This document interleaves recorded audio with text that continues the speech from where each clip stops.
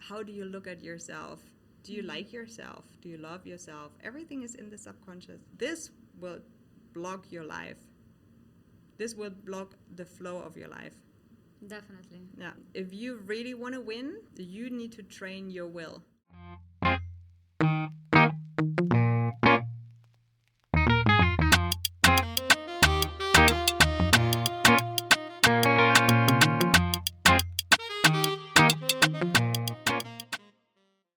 Hello, beautiful people, and welcome to Kandaka Talks. I am Dua, and today is all about mindset.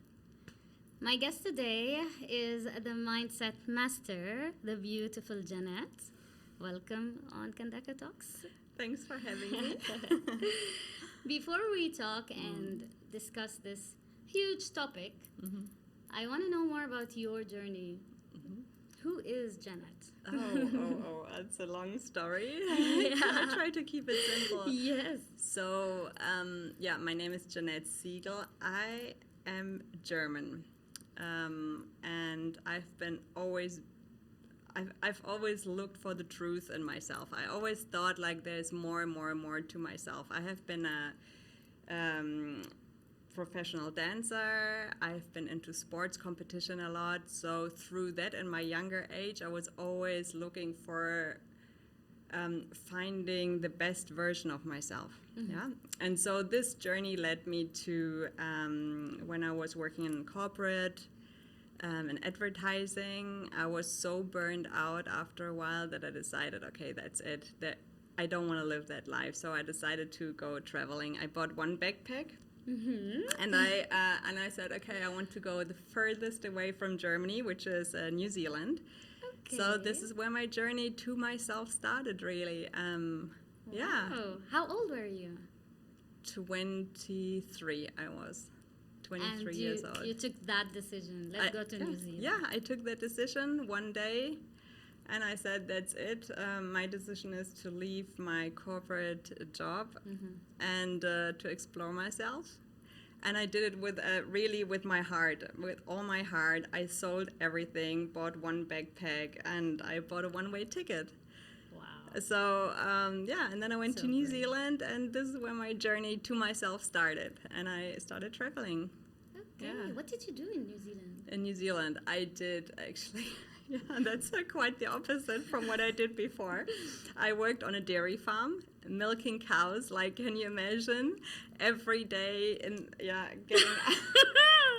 getting out to the fields on a squat bike. So I learned how to ride a squat bike first. Okay. Then I was running around the fields, chasing cows into the shed, which was, the most amazing job ever. So beautiful. I remember, I have to tell this story because it's just like, I woke up the first day in this little condo right on the field. And in the morning I woke up, I'm like, oh my God, this is already magic. And a cow was looking into my window and I was like, okay, this is it. I don't want to leave this place anymore.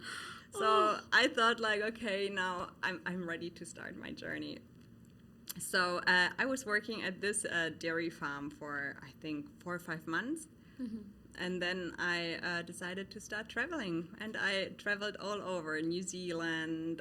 I went to Australia, Southeast Asia. And I always made sure that I actually stayed in the countries. Like Australia, I lived and worked for 2 years, work and travel. Then, I bought a camper van. I converted the camper van. I traveled all over. Then I went to England for a year. I worked there to save up money to go back to Australia. It's like, so my life was like this for, let's say, 4 years. I really worked and traveled all over the world. And Wow. I decided really through that travel, I gonna really connect with myself. I knew there is more to life than just the 9-to-5 job or whatever my parents told me not to do or to do. I always felt like I wasn't allowed to really express myself. I mean, in sports, I was always like the best. So this always pushed me, but I knew inside myself, wow, if I can achieve this, there must be so much more, something I don't know about. So I was looking for this key or the secret. I didn't know at that point what it was. So that was, and then at some point I came to Bali. After 4 years of traveling. Yeah, roughly. Okay. Yeah. Okay. And since then? So I came to Bali and I just fell in love with the island. Like all of us. I just like, I started learning how to surf and I was like, oh my God, this is different. Okay. Like being in the water and just really being and not doing. And it was really the first time for me, because when you travel, it's not always what it sounds like. It's not always fun. You're in a lot of like planning, and really then you work, you save up. So when I was sitting on the surfboard, and at that time, of course, I couldn't surf, but just sitting on the surfboard in the water, feeling the water everywhere around me, and I'm like, wow, I just have to be. And so then I stayed in Bali, met my husband. Okay. And then, but I have to say before that is a long story about how I became and I found my passion, really, my purpose. So Wow. it's a totally different story, but yeah. Wow. And you came here, obviously not with the intention to stay. No, I didn't come here to stay. But you met your husband. He's from Indonesia? Yeah, he's from Sumatra. Oh, wow. Yeah. I really want to go there and Yeah. see all the orangutans. Yeah. And Yeah. that's amazing. Yeah. So you married an Indonesian, a local from here. Yeah. And how was the cultural integration? How did that happen? German, Indonesian. To be honest, first I wasn't thinking too much about it. I was just so in love, and it's like, oh, everything is just so fine and it's so wonderful. And of course, we started having kids quite early, and so I was busy being a mom and still living my passion on the other hand. But in a marriage, I think, which is a totally topic by itself, I think we could do another podcast about that. Definitely. Really, relationship and intercultural relationships. But what I can say is I think working on myself for that long and so much and understanding myself so good really helped me in being so open to where my husband comes from. It's really sometimes black and white, and it's not only understanding how men work and how different they are to men. Okay. And in a normal relationship where people come from the same country, they might not have this, but still you have to work on who am I in a relationship and what is my husband doing or my boyfriend. You need to understand how men think and how they work. And then on top of this, you have a cultural difference. And that on top really sometimes made me, I have to say I was out of balance sometimes. But I straight away came back to my balance because I understood myself. I'm like, okay, let's look at it from a different angle. And every time, again and again, you need to be open. Don't take it personal. You have to put your ego aside and really look at it from your heart. Wow. Yeah. Wow. Well, in Kandaka Talks, the main reason I decided to do this is throughout traveling, throughout life, you meet all these people, breaking the society norm and just following their calling, following their intuition, and making it, like living a satisfied life with with how they pursued it, like going really for your passion, not being afraid. You did it all. You're such a perfect example. It's just so beautiful. Tell me, like, throughout these years, I'm pretty sure you're so interesting. The Balinese culture, since you're living here, it's one of the richest I've seen so far. And I'm pretty sure you've seen so much, with the ceremonies, the offerings, everything. Mm-hmm. Tell me, like, one of the most, exclusive or like interesting ceremonies that us, outsiders from the culture do not have access to. Yeah, that's the one. I was actually, we were talking about that the amazing opportunity to be part of this tooth filing ceremony. Tooth filing. Yeah, and a Balinese. I'm not an expert, I have to say, because my husband he's not a Balinese, but we have many friends. So one of the priests invited us to his son's tooth filing ceremony. And it was really exclusive. So it was at his house, and he just invited priests. So there were 10 priests coming to his place, which was so new to me because normally I'm used to going to ceremonies with one priest, and then they have the ceremony with a family. But because he's quite high up, there were 10 priests, women and men. Okay. And it went from the morning until late at night, and they had all sorts of ceremonies going on. But one that really blew my mind was when they kind of fell in trance. They kind of surrounded themselves in a circle, and they all of a sudden one person after the other, they fell in trance. They were singing, chanting, and they some took swords into their chests. It really looked like they're actually putting the sword through the chest. Whoa. But it actually is a game. So all the other people have to hold one person who's in trance because they're really gone. They cannot even sometimes stand up. They're tumbling around and everything. And he's putting the sword into his chest, and everybody is screaming and singing, and it was just really magical to actually experience this. And one priest after the other fell into trance, and I thought wow, I mean, I couldn't believe, to be honest, first one after the other could actually make themselves be in that state, but I have seen it with my own eyes, and it's just magical. I've never heard of something like this. Yeah. I've not before heard of a ceremony like this. And the purpose of it is tooth filing? Yeah, it's because they say that when adulthood comes for especially men, they need to get rid of their bad energy, their behavior, their bad behavior, so their bad energies. So what they do, they're filing what is this here called in English? It's the canine. Yeah.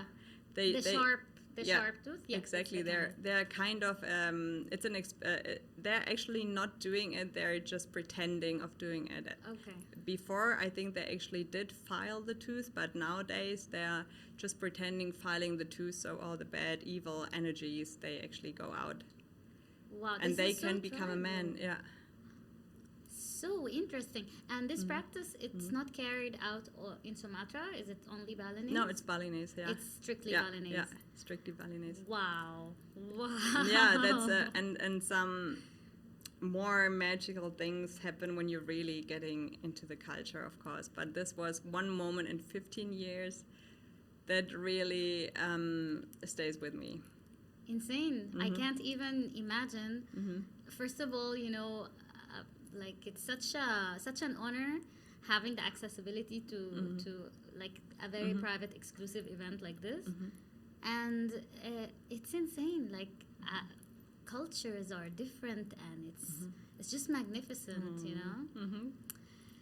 Okay, let's dig into the topic. Although, I'd like to speak to you for hours about your Bali experience and the cows. Please do. Yeah, I'd love to do that. I think we'll have another podcast. Let's see. So, mindset coaching. Why did you pursue that? Why did you? Why did you think I want to go for mindset coaching? Yeah, I can. This is why I brought this little book. It looks quite old. It is quite old. Yes. So it's called The Secret, and many maybe who are listening, they know this book. It's from Rhonda Byrne's, And it's one of the things that really, really started my journey. When I was in Bali first time, it wasn't the second time when I came here and met my husband. I came here first for like a few weeks. So I was staying over at a villa, and I looked at the bookshelf, and I was like, wow. So I found this book, and I opened the first page, and I was like, The Secret. And I was like wow, this is like interesting. I opened the second page and third page, and I couldn't put the book down. I knew that this is bringing me to what I meant to do. I just knew at that moment I couldn't leave the book anywhere. I had to take it with me. I didn't take the book from the villa. I bought this one. But I knew that this here is what I have to do. So from this, I went into more reading, study. I really looked into it. Who is The Secret? What is The Secret? Who is Rhonda Byrne? And then one came to the other. And my mentor, who actually taught me everything about mindset, his name's Bob Proctor. Many of you know Bob Proctor. He passed away already. But so he was part of the movie The Secret, and he's also mentioned in the book. So I actually connected to him, and I was trained by him, and so I became certified. Okay. So it took a lot of courage to go into his program and invest into myself. A huge step. But so from this little book, The Secret, I stepped up and I said, okay, this is what I want to do. I didn't know how, I didn't know what I was doing. I just knew this is something I need to do. And then one led to the other, one door opened after the other, and then Bob Proctor came into my life, and I opened my business, and from that moment on, yeah. Wow. So you saw this book in your trip to Bali. The name of your mentor was there. Years after, you get certified by this mentor. You manifested him? Yeah, I think at that time, and that's such a beautiful topic also to talk about, manifesting. Yeah. Because at that time I wasn't aware what manifesting really is and what we do and how our mind works and I couldn't put the dots together. I just knew this is something I need to do. It's like this fire you can feel inside. You just know this is what I need to do. I don't know how I do it. I just need to do it. Yeah, I totally understand. Totally. It reminds me when you said fire. I remember when I was a teen, I used to tell my brothers will be listening to this and they're going to laugh about this. When I was a teen, I kept telling them, I need to find my fire. Find my fire. And I remember I had this phone case, and I DIY'd the words like find your fire. I used to look at it every day. I was a child. I didn't understand anything until this moment. That statement haunts me, and finding your fire, the word fire is such a powerful word, and like don't stop until you feel it, you know. And when you said that, it resonated with me big time. And that's why you're sitting here, right? Yeah, exactly. You're actually living your fire. Exactly. Cheers to us. Let's have a tea. Yes, really.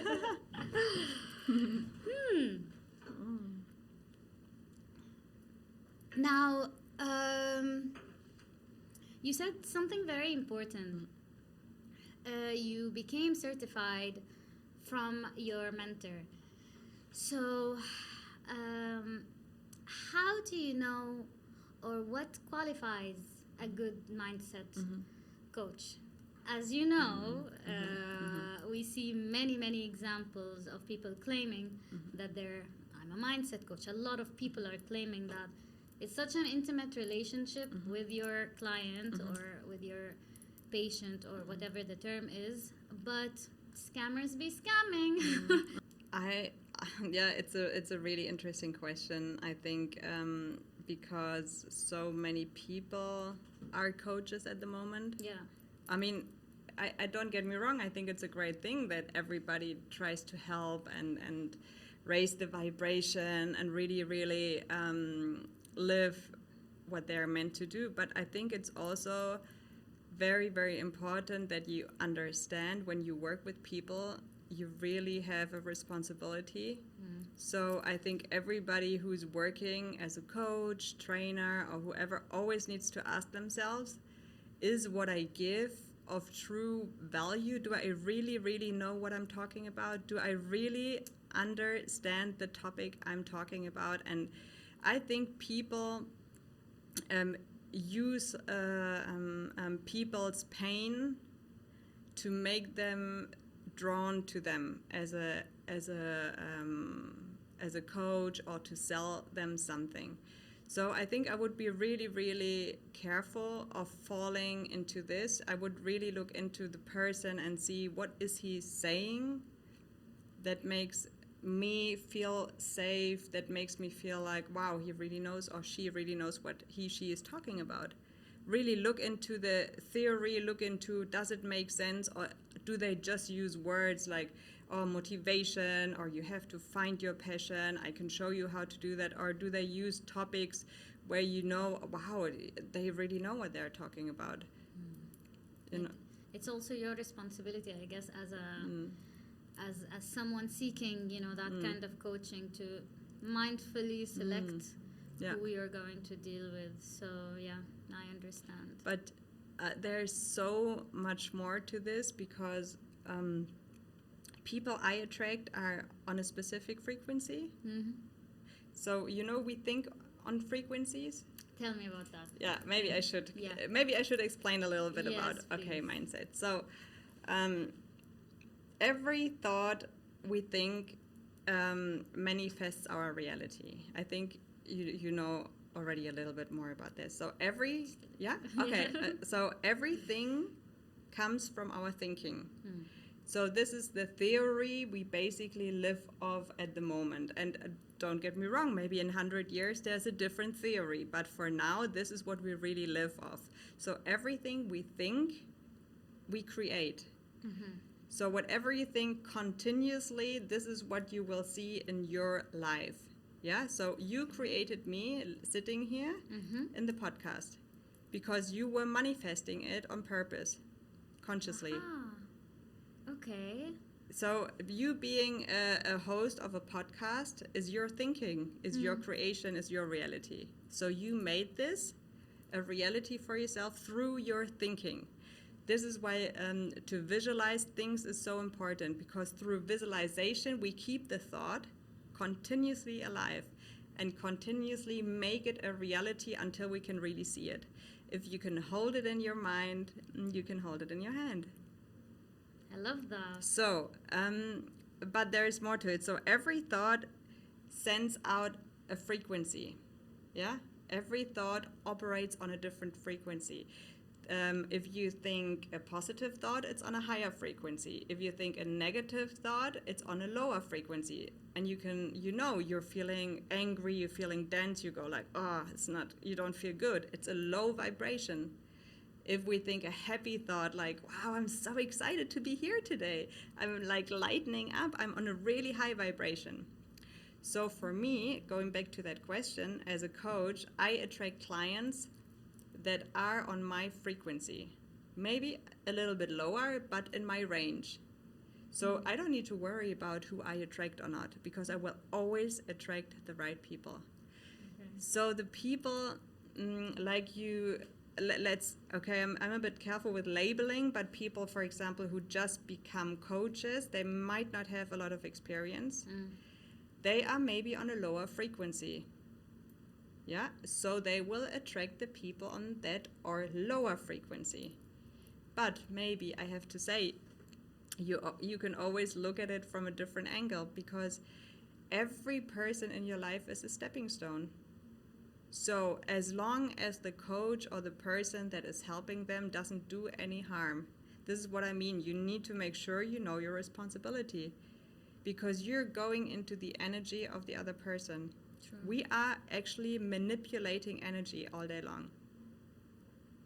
Oh, That's a big word. It's not what I mean coaches or trainers manipulating energy. We all do. We play with energies. Unconsciously. Like Yeah, without realizing. you maybe unconsciously because you haven't been in touch with that kind of energy, Yeah. but I do consciously Okay. with my energy. And I know, for example, if I work, let's say, with you, I'm very, very aware of your energy. I'm very aware where you're at. I can tune into your energy and I know how to help you. So being a coach is not only, and that's the difference. You can tell if you meet a coach who is talking from their ego or a coach who's really tuning into you and they can really feel you. Wow. And that method or that that way, are you taught that, or is this your intuitive way of dealing with your people? Is this something that you were taught in? I definitely, I have to say, it's the way I work. It's as a mindset coach, mindset is my base. It's really, I think, the base for everybody to understand how do you work. This is your instrument, your mind, your instrument of creation. If you don't understand yourself, if you don't understand your mind, how can you live a happy, fulfilled life? So this is my base, and then the energy work and everything is part of it. But it's basically limitless because every day I explore more and more and more things I can give to my clients. Every day it's an ongoing process. It never stops. Okay. So for me, it's like I'm expanding every day. It's like I'm so excited. I get up every day. I'm like, okay, what's today? Wow. And so this is me personally. This is how I work. Okay. And I this is why I love one-on-one coaching because I can really feel you. I look into your eyes and I can feel, wow, okay.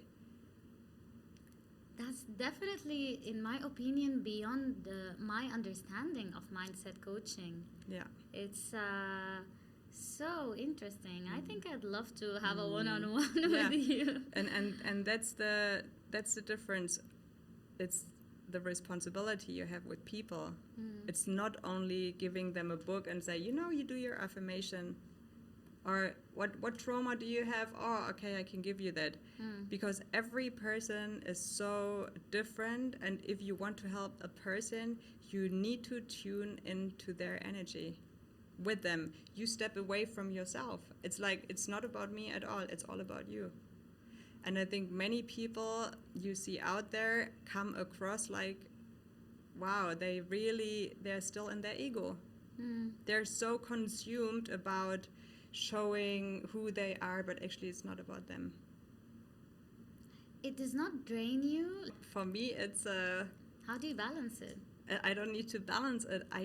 For me, it's just giving. It's I don't need to do much. It's like maybe to me, it's my natural state. I love talking. I love helping you. If you would say, Jeanette, I have this problem, I would straight away help you. Okay. And this is like, for me, it's my passion. It's who I am. I want you to be better because I can see you have so much more you don't even live. Maybe you live 3% of what you're doing right now. Can you imagine? Wow. 97% of what you truly have, like your energy, your passion, you don't even use.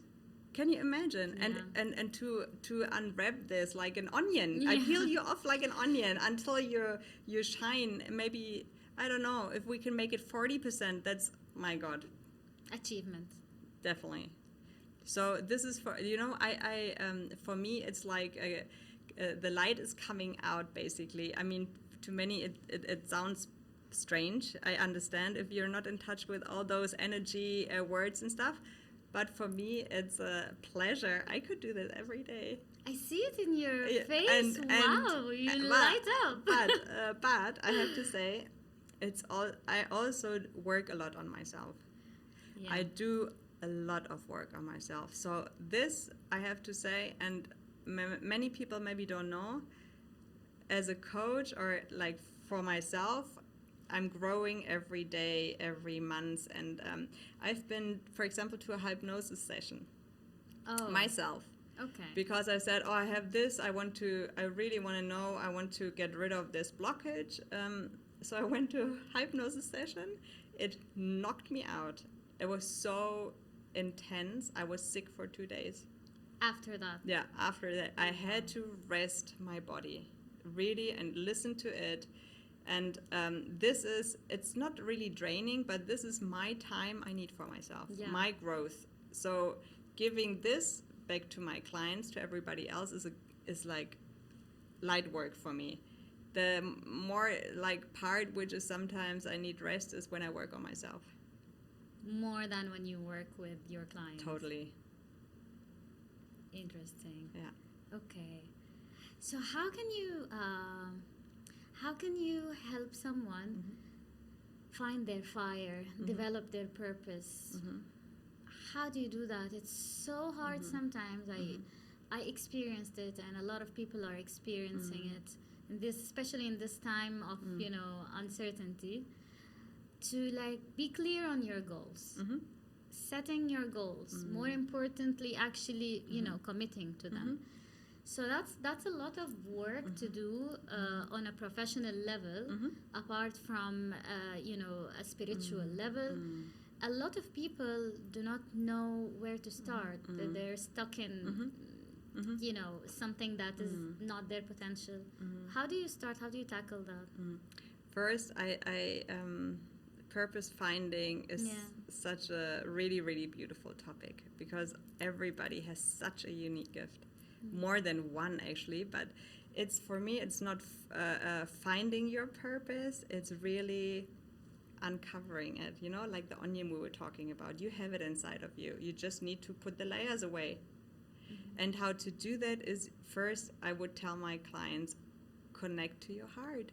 Don't go in your mind for now, because the mind is a tool of how to get and how to use your machine, which is your human being. But to find what's really inside, you need to connect to your heart. It's only from your heart. You cannot do this from your mind. You need to connect to your heart. So it's not, mindset is not only you go in your mind, you understand how your thoughts are formed or how your mind is working. It's the combination with your true being. This really makes the work complete. So interesting. So sorry to interrupt you with this.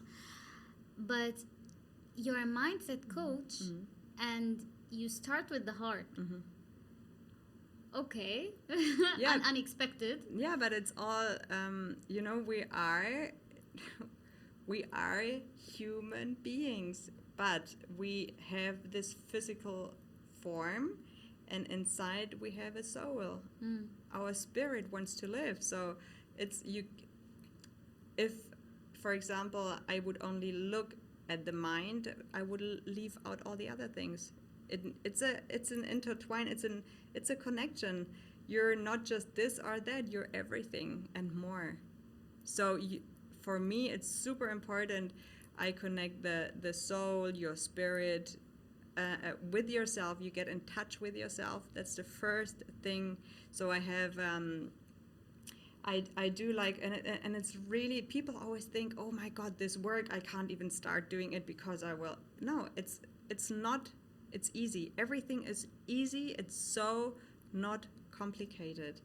And the easy way doesn't need to be long, it's fast and quick. And I do techniques where you connect yourself to your higher self. It's a 3-minute journey you can do every day. Every day. I don't know, when I, for example, before I came to this podcast, before we started talking, I connected myself to my higher self.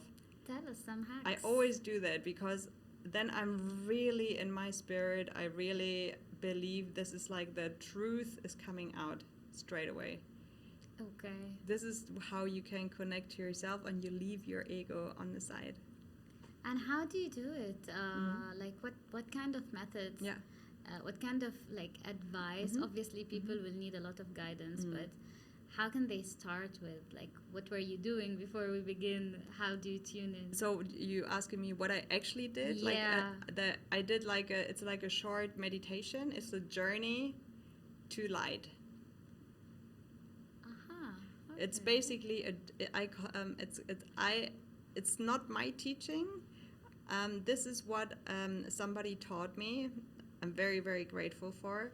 It's a journey to the light, to the source. So basically, you connect from your heart. You go through your chakras into the earth, Mother Earth. You take the energy from the Mother Earth. You go back through all your chakras. So basically what you do is you're opening all the chakras. Boom, boom, boom, boom, boom. So then you go up from your The crown. crown chakra to the source. You take the light from the source and you take it back into your being. And this is like you can literally feel how the energy is flowing to and through you. Wow. And this is not rocket science. It's so simple and easy, and you don't need to make it complicated, and you don't need to go and you don't need to have 100,000 yoga classes to open up your chakras. Okay, it's accessible to everybody. Yes. Where there's a will, there's a Yeah. way, basically. Yeah. Okay. And there is the beauty of this is like it's not. People think I'm just a mindset coach, but there is so much more to it. So much more, and and it's you do theta healing through that as well, because if you go into the theta state, you have access to your subconscious. How do you do theta here? That's what hypnosis is. Okay. You connect to your theta frequency. This is just before you're going to sleep, and you're in a state where you're still awake, but you're totally open to your subconscious. So all your programs that are laid from your childhood, your traumas, whatever it is, it's in your subconscious. And this is what you can change, the behaviors, your paradigms, everything sits in there. Yourself, how do you look at yourself? Do you have a good picture of yourself? Do you like yourself? Do you love yourself? Everything is in the subconscious. Okay. So you can access this and change your behavior through that. Change it with a positive. Okay. That's actually something that I wanted to discuss with you. It's mainly it's on the heavy side a little bit. Childhood traumas, past relationships. A lot of us are walking around, proceeding with life, carrying this baggage, and we don't even realize it. And life is so fast that we don't have time to just sit down and understand, damn, I have this unresolved issue from back when I was a child. This past relationship that was extremely toxic, and me that I cannot forgive myself. A lot of people are living with such huge baggage, and they don't even know where to start, whether it's important to start. But for me, it's so important resolving these issues. And me personally, I don't even know where to start, with my personal baggage, childhood, past stuff, forgiving myself, being at peace with myself. Should I go to a psychiatrist? Should I, do meditation? So now that you mentioned the hypnosis, I think that's one of the keys, don't you think? Yeah, definitely. I mean, it's the whole package. Really, it's the whole package. It's trauma. Everybody has luggage. There is no human being on earth that has no luggage. This is what makes us grow. This is something also you need to understand. Without our luggage, we wouldn't grow. Human beings are here on earth to grow, to explore themselves, to go on higher frequency continuously. So everybody has work they need to work on. Doesn't matter if you are the super coach, if you are the super CEO, everybody, no matter. So it's all about really having the courage to say yes to yourself, to your true self, to say, I really want to resolve this. I really want to understand myself. I know I can be better because this is in the past and I don't need this anymore. And there are ways that don't need to be complicated. And people, I think the thing is, you rather think about it for 5 years. Or should I do it? Should I do something? No, I'm scared of it. Oh, now if I touch this one thing, the whole thing will blow up because there are way more things coming up. Ooh, I better don't touch it. So you run around for years and years and years, not doing anything, just thinking about it. True. Instead of knowing everything is fine. Once I touch one topic, it's okay. I will feel better. First, maybe you won't, but then you will, and it's getting better and better and better. Instead of running around getting stressed about, I know I need to do something, because this will block your life. This will block the flow of your life. Definitely. Yeah. For sure. Wow. Okay. Yeah. That's a topic that needs a lot of discussion. And it's not discussed enough, I believe. But yeah, okay. So I'll take us back to the the practical world a little bit. Now, we discussed goals and setting goals and finding purpose and so on. What advice would you give someone who is lacking the motivation? And first of all, is it motivation or discipline? This is it's always this thin line where you don't know how to motivate yourself and so on. Especially you as an entrepreneur, there's no one to motivate you. How do you work on that? How are you always grinding? I think it's I don't look into motivation or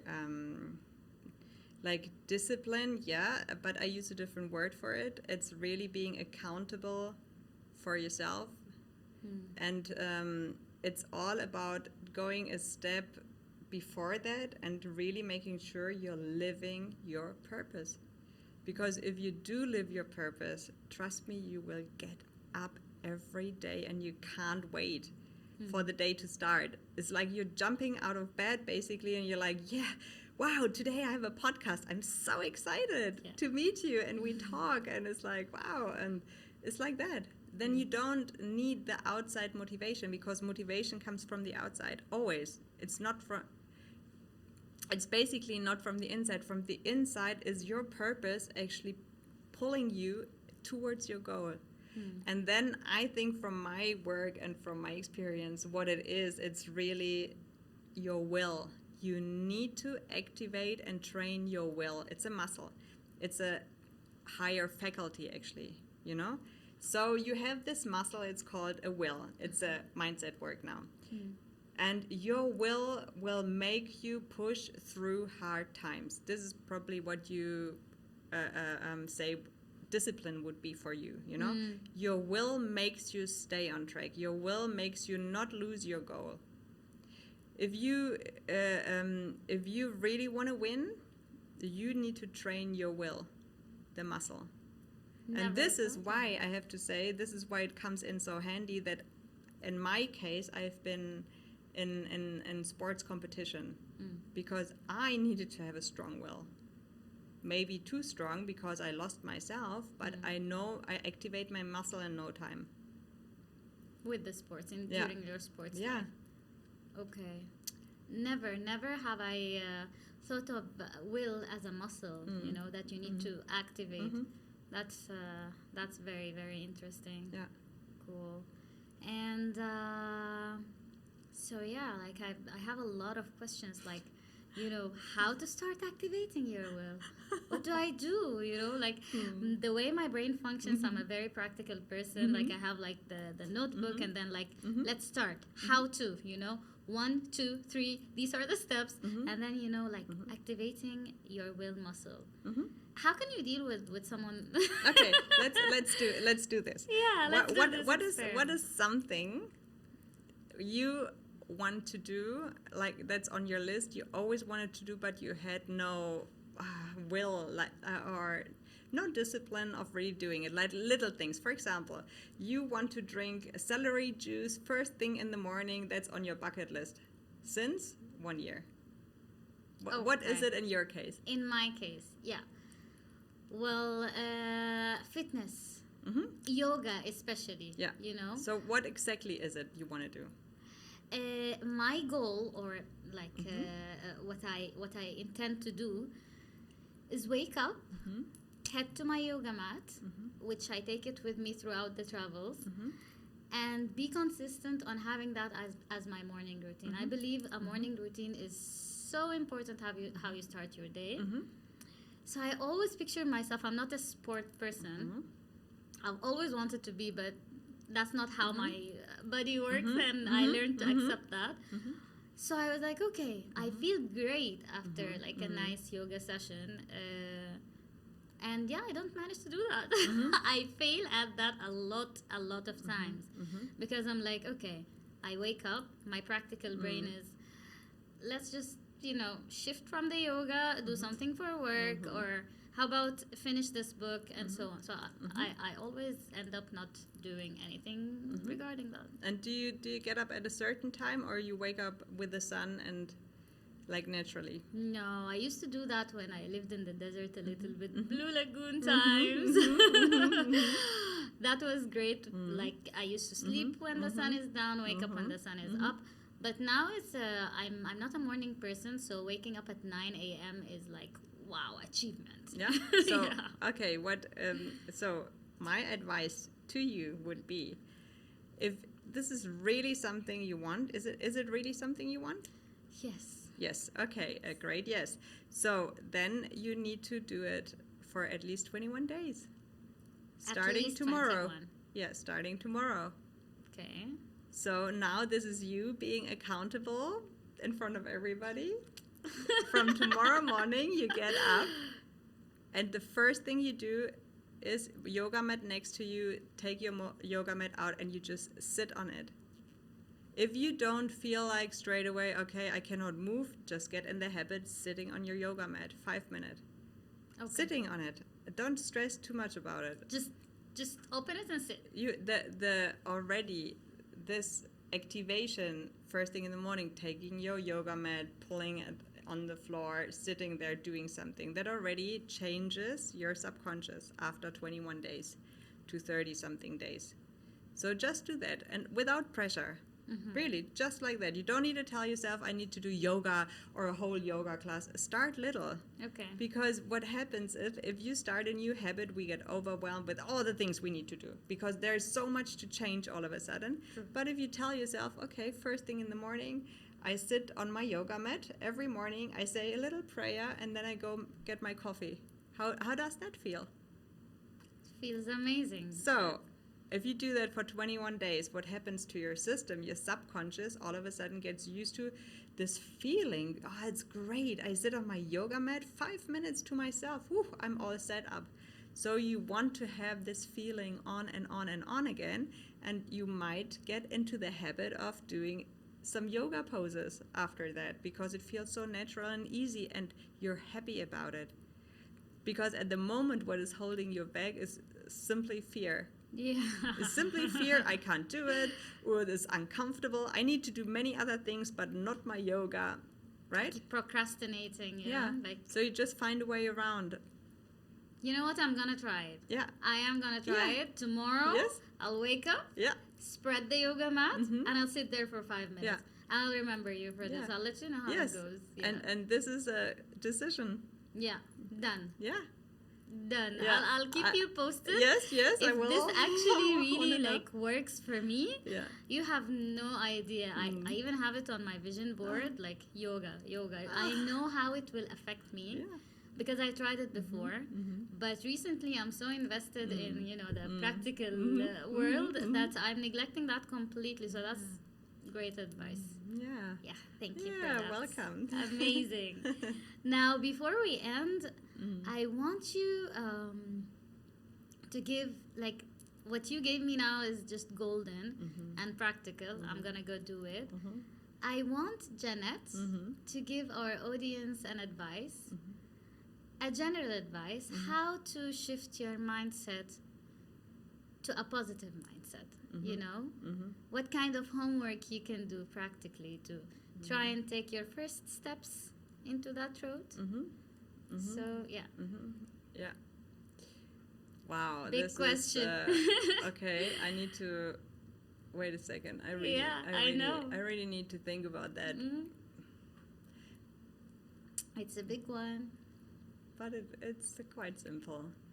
I think what I would do is really, what are you thinking first thing in the morning? Just like that. To be aware, what is my first thought? And it sounds quite easy, but it's quite challenging. Really continuously, you have a little notepad next to your bed, a pen, and every morning you get up, check in with yourself and write down, what am I thinking, and you write it down. And then you automatically, without me giving you a big task actually to do an action, it is just something step by step you become aware of your thoughts, because this is what it's all about. You are aware of what you're thinking. This is the first step, because once you understand your thoughts and the thoughts you're thinking, you understand yourself better and better. It's all about awareness. Okay. It's a very, very simple task, but I think for most people, this is definitely something they can start with and they can do. That's great advice. I believe like a happy life begins with your morning, you know, and we rarely, like, we wake up in the morning, we head to work, running, and so on. But developing a morning routine that starts with you being aware of how you're feeling today and noticing, you know, your pattern, that's definitely good. I'm gonna do that as well. and the interesting thing is with the morning routine, that it actually, the first thought you think, it's like a necklace with pearls. The first pearl, let's say, is a good thought, a positive thought. So from this thought, other thoughts form one after the other and continuously forming like a necklace, a chain. So if your first thought is negative, you will have more negative thoughts. If your first thought in the morning is positive, you will experience more positivity. So the first thought in the morning is the most important thought. That's why morning routine is so important, because you set up a positive energy for yourself. So true. That's so true. Yeah, but I have to say also to know for the audience is, if you get out of bed on the wrong foot, let's say, this happens to everybody anyhow. If you get off, just know it doesn't take too long to actually, you know, be in the flow again. 20 minutes. You really, you check in with yourself. What happened now? Okay, do something that's fun for you, even if it's just smelling your coffee. Whatever it is that lets you come back into a good vibe, and then you're off in a good mood again. You can always shift the day. Yeah, always shift it. It's like we're manipulating energy. Yes, we go back to that. Yeah. Wow, thank you so much for today, Yeah, that's Jeanette. so. I mean, honestly, you know, I could talk and talk about this topic. Such a feel-good conversation. How can people find you? On my website. Your website? Yeah. Okay, great. I'm gonna add the website down in the description. And yeah, thank you. I really appreciate you taking the time today. It's been amazing, and thank you so much for watching. Subscribe. And after this conversation, I'm pretty sure a lot of people will have some questions. And yeah, let's open a discussion. Shoot the questions, and I'll have Jeanette be on board with this. So yeah, see you next time. Bye.